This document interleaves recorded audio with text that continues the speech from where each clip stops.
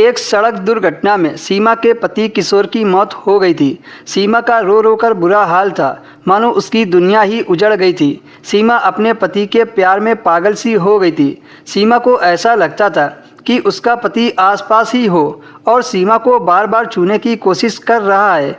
बहू की अजीब सी हरकतें देखकर सीमा की सास परेशान हो गई। वह अपने पति से बोली, किसी तांत्रिक बाबा के पास ले जाकर सीमा का इलाज कराओ, नहीं तो समस्या बढ़ जाएगी। अगली सुबह ससुर सीमा को पास के ही तांत्रिक बाबा के पास ले गया। तांत्रिक बाबा बोला, किशोर की आत्मा भटक रही है, लगता है उसकी कोई इच्छा अधूरी रह गई है। ससुर बोला, बाबा जी बताएं, उनकी कौन सी इच्छा अधूरी रह गई है, मैं उसको पूरा करूंगा। बाबा बोले, पहले किशोर की आत्मा को किसी के अंदर प्रवेश कराना पड़ेगा, तभी वह अपनी इच्छा बताएगा कि उसकी क्या इच्छा अधूरी रह गई है। सीमा बोली, बाबा जी मेरे शरीर में प्रवेश कर दो। तब तांत्रिक बाबा ने सीमा को बताया कि वह किसी पुरुष के अंदर ही प्रवेश कर सकता है। दोस्तों, अगर आपने अभी तक वीडियो को लाइक नहीं किया तो वीडियो को लाइक कर दीजिए और हमारे चैनल को भी सब्सक्राइब कर लीजिए।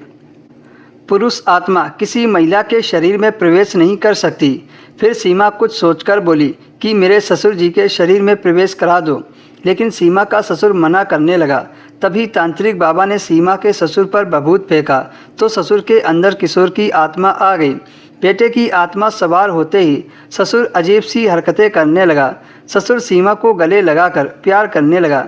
यह देखकर सीमा खुश हो गई। सीमा बोली, पति देव बताइए आपकी कौन सी इच्छा अधूरी रह गई है, मैं उसे ज़रूर पूरा करूंगी। किशोर बोला, मैं तुम्हारे साथ शारीरिक संबंध बनाना चाहता हूँ, यही मेरी अंतिम इच्छा है। सीमा बोली, पर यह सब कैसे होगा? किशोर बोला, मैं रोज रात को पिताजी के शरीर में आ जाऊंगा और जैसे ही पिताजी जोर से खांसें तो समझ जाना कि मैं उनके शरीर में आ गया हूँ।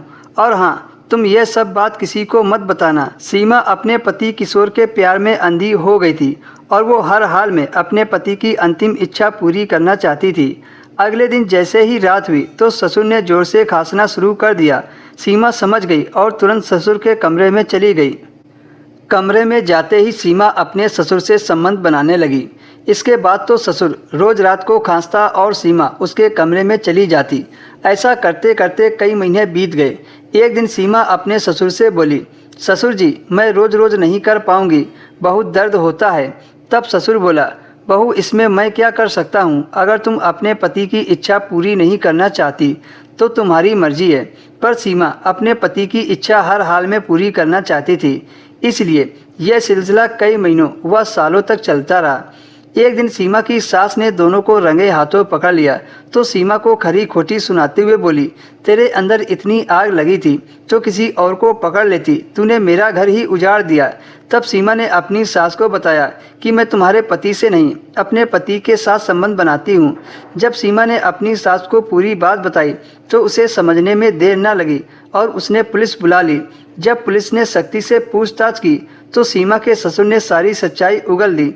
उसने पुलिस को बताया कि बेटे के मरने के बाद सीमा पर उसकी नीयत खराब हो गई थी, इसलिए मैंने तांत्रिक बाबा से मिलकर ये प्लान बनाया था और सीमा के साथ रोज रात को करता था। ससुर के मुंह से ऐसी बात सुनकर सीमा के होश उड़ गए। फिर पुलिस सीमा के ससुर और बाबा को पकड़कर ले गई।